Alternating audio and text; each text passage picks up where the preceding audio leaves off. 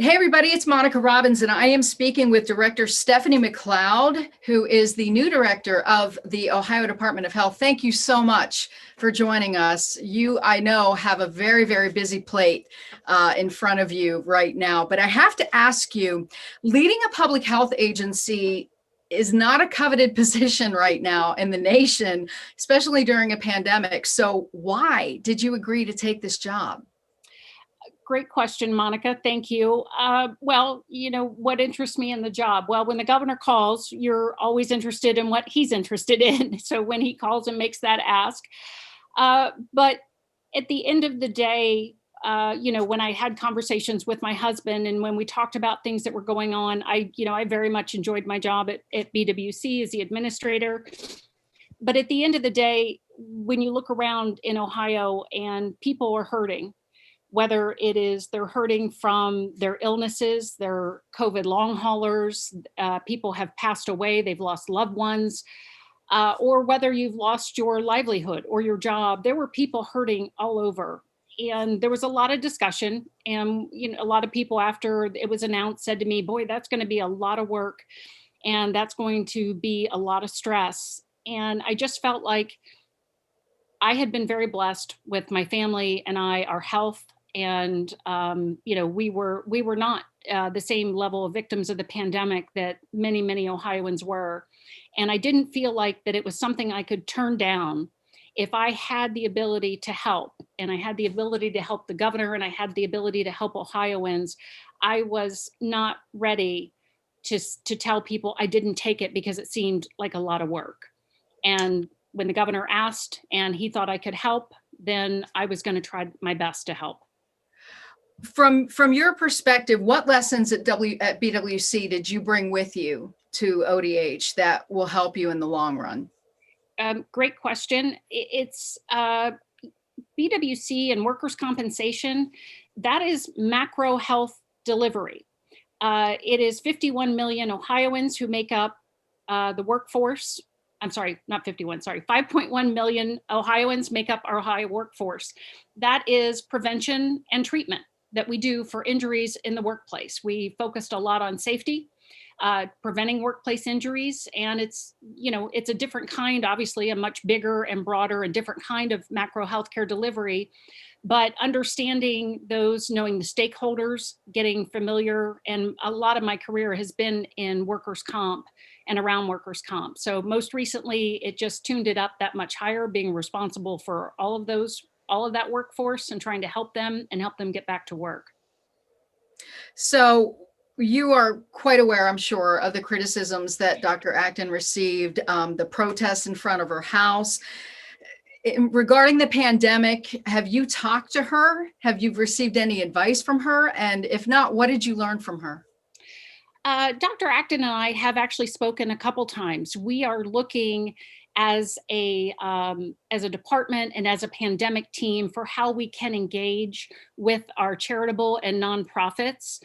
And Dr. Acton, of course, is back at the Columbus Foundation. And I have been on several calls with her, as well as some people on her team and our team and some other charitable organizations as we work through projects, both in terms of educational campaigns, as well as information and maybe some kind of kits, what we call, pilot things to help people if they've been sent home with COVID. So I have worked with her several times in that capacity. Lessons learned from her watching the pandemic. I knew the job, from watching her in it, I knew the job would be stressful. I knew the job would be intense and it would be criticized. And I have definitely learned what she said early on, which is you can never get everything right in these kind of situations. You're moving very fast, and we'll be very fortunate. We want to get everything right. We'll do well, and anyone, frankly, any of the states or countries would do well to get about 80% of it right. But it is as stressful as it appeared to be for her as I watched her go through the early months of this. Are you, so far from what you've seen and your perspective starting after Thanksgiving, the vaccine rollout has been the big thing that happened during your beginning of your term. Are you satisfied with it? Do you think it's been adequate, or do you think more things need to be done? Well, I will tell you, more things always need to be done. And I share that view with the governor. As the governor has said, does say, and will say, anything short of every vaccine out today is unacceptable. Those are the parameters I work in. But I think, honestly, the distribution, we are moving very quickly. It is very difficult to understand from the outside that all of the logistics that are required in something of this magnitude. It's more than anyone could imagine. What populations are we targeting? How many are there in that population? Where are they? Where are the providers? There are minimum breakdowns of the vaccine. Pfizer's one amount, Moderna's another. Who gets it there? We've been utilizing our Ohio National Guard and our emergency management associations. They have done a great agencies. I'm sorry, they've done a great job. Are those particular providers Pfizer providers? Because not everyone can be a Pfizer provider because of the ultra cold storage. How much are they getting this week based on our allotment from the two manufacturers? When will we get it? What is the uptake? There are tons of decisions to be made. And we continue to work at the same time, still trying to control the spread of the virus until everyone can get vaccinated. So there is a lot to do and a lot to oversee, but we always want, the short answer is we always want it to go out faster. We always want to do more. We are continuing to enroll more providers. That is fantastic, because as we continue to open more spigots of population, we'll need more spigots of throughput. As with everything else, for these providers, for the department, for the pandemic team, for the country, and even the manufacturers, the more we do it, the more efficient we will be. It's our hope the manufacturers, right now, supply is limited. We're hoping that they can improve that and improve our supply chain. We're also hoping that more manufacturers come on board, and that will add to the supply chain as well. But the short answer is, until every person is offered the vaccine that wants it, the governor's going to ride herd on everyone in the chain, and he should, because that saves lives. And that's why I love working for him. There's a lot of misconception that there's vaccine just sitting around. Can you address that? Is that true? No. So vaccine is being moved. Once the vaccines are shipped out, and we ship these in rolling numbers as well. But as soon as they're shipped out, then there's a lot of logistics to getting those populations which have been identified. As I mentioned, some of the previous, identifying them, when do we get them, how do we get them, moving it around between facilities, doing the breakdown. That's required to be done sometime at the initial facility. We have to do breakdown at the initial facility, then we have to reship it. There are vaccines that are still being scheduled to go out, many of which have just come in the last week or so. Again, is it going to be enough? It will never be enough.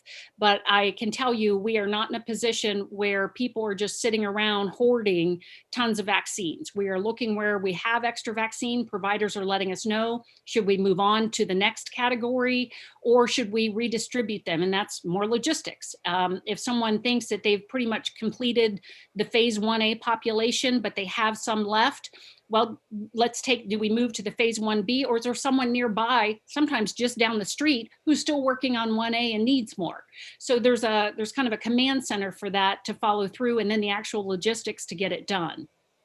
So when you said you're bringing on more providers who can administer the vaccine, who are we talking about? Are we talking about just your general physician or specific providers? No, providers is a general term. That's going to refer to our hospitals, of course, our pharmacies and chain pharmacies and standalone pharmacies. That's going to be your office physicians. And then also if they have larger practices, we have a few others that are smaller, and some of our individual homes that are working, our developmental disability homes. Some of them have applied to be providers. It's my understanding that some of the fire departments are going to apply to be providers so that they can administer it as well, which would be great. So we have new providers coming on all the time. They just need to go through the enrollment process, be able to handle the vaccine accordingly. If they're a Pfizer provider, there's some ultra cold storage issues. If they're Moderna, there's still storage, just not ultra cold.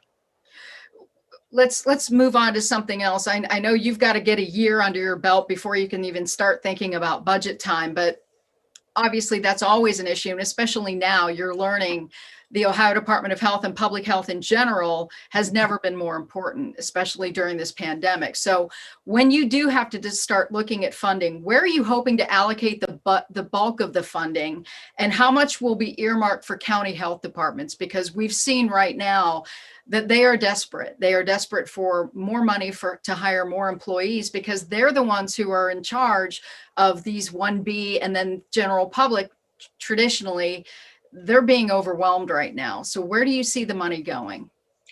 Well, let me address first during this budget period. Obviously, with federal dollars and CARES Act, we've been very fortunate to try to undergird and support those independent health districts. And we've worked very hard to pull work off of them as well as provide people to them. As we look at next year's budget, trying to understand better what our needs are, it's always a balance. And the short answer to your question is we're working on the budget right now. I don't know that there's going to be a bulk of the budget is going to be here. We have a lot of priorities and allocations. Certainly our local health districts are going to be part of that. No one saw this coming. That's evident in our technology, that's evident in our staffing, that's evident in our financing. And how much do we finance for going forward? Some of the things I've said to folks is that had the Ohio Department of Health and the local health districts all been completely financed, staffed, technically resourced for something like a global pandemic, many people would have criticized it as a waste of money because we didn't have one, and we didn't have an indication that we would ever have anything of this scale. Maybe H1N1, SARS, MERS, something like that, but nothing of this scale and damage. So there's the question that preparing for the future, I do think we need to be ready for future issues like this. And you learn from the last time, obviously, we've learned a lot. There'll be things that we can put in place going forward. The Ohio Department of Health is responsible for a lot of programs, and those still go forward. We're still managing those programs. We're still trying to take care of those customers and those populations which are serviced by those programs, and filling it. So there'll be some challenges, filling in the gaps for future preparedness. We're going to do everything we can to minimize cost where we can, but trying to achieve future goals, trying to continue to address the populations that we have that rely on us, and trying to prepare for something that hopefully won't happen again, but I think is fair to say could happen again. We need to address all of those. The budget is going to be a big challenge, and staff is working on that right now. The epidemic that never went away, of course, the opioid epidemic, and you have extensive experience regarding mental health and substance abuse prevention from your time at BWC and as a board member for Maryhaven. So how are you looking at ODH's plan to deal with the pandemic fallout and regarding the increase in overdoses, and right now, the incredible need for mental health services? That is absolutely right. We are in a mental health crisis. When you see a mental health crisis, you see the symptoms of that mental health crisis, which include opioid overdoses. Much of what we see, and the governor has talked about this, we think some of these overdoses, especially those ones that ultimately lead to a loss of life, may be the result of people being alone as people quarantine from each other so that they don't get COVID. That is a priority going forward. And I work with Director Lori Chris at the Ohio Mental Health and Addiction Services Agency. And we are discussing those things going forward. I will tell you for now, since I've been at the agency, we are nose to the grindstone, but that is something we cannot lose sight of, especially as we move forward after this pandemic, because those lives are just as valuable. And those lives are lives and fatalities that we need to prevent where we can. We're going to have to go back to some of the basics that we've been through. I know some of the rehabilitation centers and some of the mental health centers have been very challenged, not only from a funding standpoint, especially if they rely on donations for our nonprofits, but they've also been challenged from a staffing capacity. People are out with COVID, and some of these rehabilitation centers are congregate care. That means less people being treated, or less than the treatment they would like. We're going to need to partner with them going forward as to how we can support them. I like to think some of this will be a natural progression of people aren't alone. Hopefully, as we are able to reopen the state, if we are able to get vaccine distribution to a level where we can resume some sense of normalcy for where we were prior to the pandemic, some of the things that we're seeing with regard, hopefully, to funding of these institutions and the COVID quarantining and folks being alone by themselves and the mental health crisis that drives them to substance use disorders, we're really hoping to see some of that lessen on its own. It will not lessen enough. We are going to have to step in and work again back to some of the basics on education, on resources, and on getting to those people when they need us, hopefully before the substance disorder happens. 2020 and the pandemic highlighted several issues, including racial inequity in healthcare, as well as the fear in the minority communities of getting a vaccine. So what's the plan for ODH to address those two issues? Well, as you know, the governor formed the Minority Health Task Force, and they came out with a comprehensive and very strong document of which we are using as a framework to move forward. But we want that as a priority in our goals coming in the next year. It is going to be an important issue. Again, having that task force, having that guide document. We also just recently hired a statewide health equity director, Jamie Carmichael, and she is at a high level within the agency. She is working on statewide groups, and we are working with our partners throughout the state and working to form the commission for the Health Equity Commission, so that we can keep this as a top line priority. If we do not give it the emphasis that it needs and give it the level of import that it needs, it falls off the radar. But this is a very serious issue, both for the Department of Health and for Governor DeWine. One of the questions every parent wants to know, is it safe to bring these kids back to school the first week of March as the governor hopes? From the public health standpoint, what are you seeing? And is it going to be a wait and see how the pandemic evolves? Thank you. Great question, Monica. From the information, and this is probably a better question to ask our Chief Medical Officer, Bruce Vanderhoff, but from a medical perspective, what we have seen is that children, certainly 10 and under, but children in general, are not being affected by the pandemic and by COVID in the same way that adults are. And we just recently completed a study working with several pilot. Let me restate that. Sorry, I lost my districts. Working with several pilot districts, we have done a pilot study and finding out that children are not, even though they may have been within certain distances, they are not getting COVID at the same rate that adults do in the classroom. The classroom's been a very organized setting. Our schools and school districts, we think, have done a very good job of adhering to those basic principles and structure, which we have asked them to. And that has resulted in very low spread among our students in the classroom setting. Part of the concern that we've heard from our schools and school districts is that teachers, it is a matter of staffing when we have to quarantine or isolate our teachers to avoid the spread among the adults and our staff and the administration, then it's become a strain on them to continue to provide that education in person. Our hope is that we are able to get that vaccine out, to get our staff, our teachers, our administration vaccinated, so that any of the districts that would like to return to school in either a hybrid or a full-time manner in person, because we know in person is going to be better. And we know that children who are doing completely remote learning are suffering from the loss of contact the loss of time with the teachers, of time with each others. We get back to the mental health issue. They're alone, they're more isolated. There are numerous programs that children participate in as a result of the school. So the sooner we can get them back into the classroom, the governor feels the better.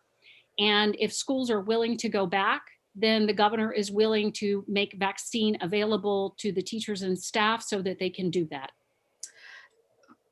Obviously, pandemic is priority number one right now, but in essence of considering the vaccine and everything else that's happening, what is your priority list moving forward from this point? Because we do have somewhat of a silver lining that the vaccine is even now available.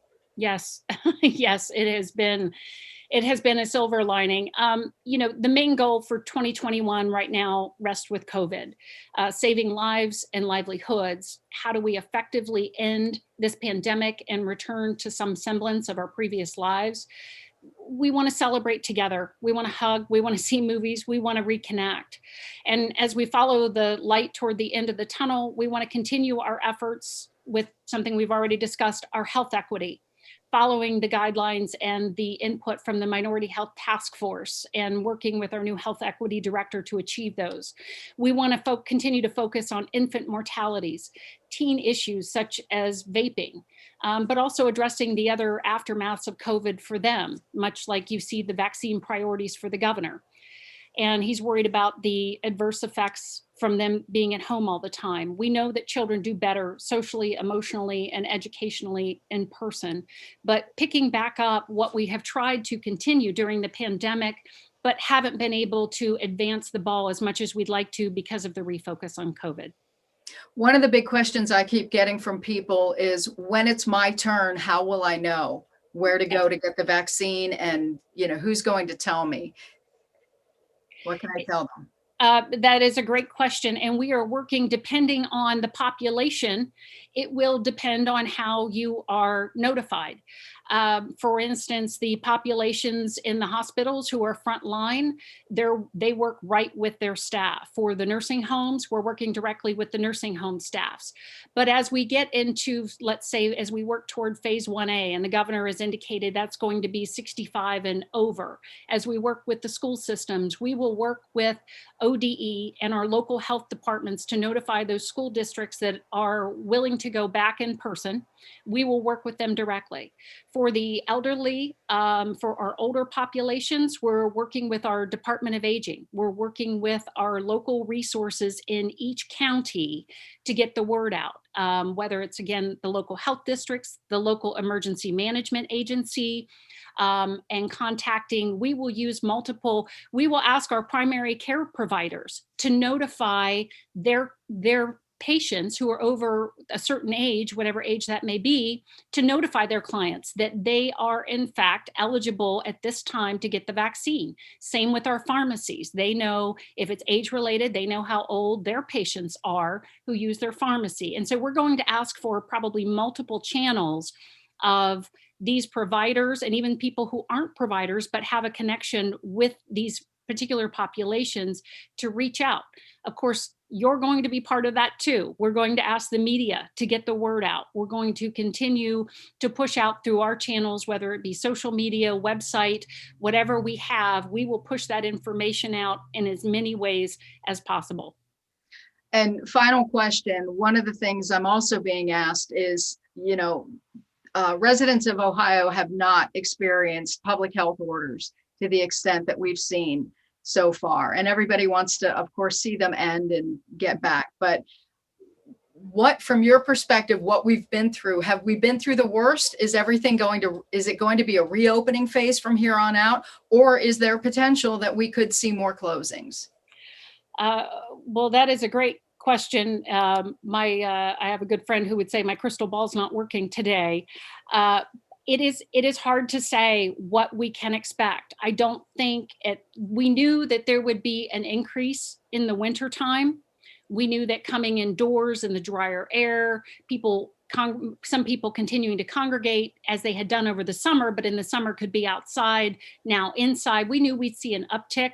I don't think it was predicted the uptick that we would see and the strain on the hospital systems that we would see as we saw in the fall. So I never say never. My husband also says never challenge worse. So when you say, well, it can't get worse, my husband says never challenge worse. But we are very, very hopeful that with the vaccine rolling out, if there is uptake of that amount where we can reduce the strain on our hospital systems, that we can reduce the mortality rate, that we will continue to work toward that light at the end of the tunnel and can begin that progressive phase of easing off. If we see some sort of variant, not one like the kind we have seen thus far, the variant we've seen so far seems to speed up transmission, which is a very concerning issue nonetheless. But seems still, I think they believe, to be receptive to the vaccine that is being administered. If we saw a different variant that was not, if we saw, it's really hard to say. I am hopeful that we are on a path to returning to normal. I really do. That is my hope. I know that is the governor's hope. That is his goal. We need to get the vaccine out as quickly as possible, and we need folks to understand the safety of the vaccine. We need them to understand the importance of the vaccine, that even if you feel like if you get COVID, it will not be an issue for you and you will fare just fine. Again, back to those basics, people around you and others who have vulnerabilities, whether it's age or certain comorbidities, they may not. And so trying to protect everyone that we can protect, the vaccine is the fastest way to get us back to normal. So I would encourage everyone listening to take that time, talk to your primary care physician. It's okay to ask questions, but I don't want you to not take the vaccine because you're afraid or you don't understand. If you've asked all your questions and you're still concerned and maybe you want to wait or something, but ask your questions. It's okay to have questions. But I think you'll find that as the robust trials that took place, the trial during the emergency use authorization to get Pfizer and Moderna out, showed very, very little side effects and very good prevention from seriously falling ill to COVID. And now that you see people getting vaccinated now, ask your questions, but I think you will see it is safe and effective. And it is right now certainly our single best tool to get us back on the road to normal so that we can see each other, laugh, enjoy our company, have a hug, go to the movies, and get back to where we need to be. Have you received it yet? I have not. I do not fall in any of the categories. I am not a healthcare professional. I am not nursing home staff or resident. And I will fall whenever we get to, I don't really have any comorbidities, so I will get it when I'm eligible, when it falls down to my age bracket.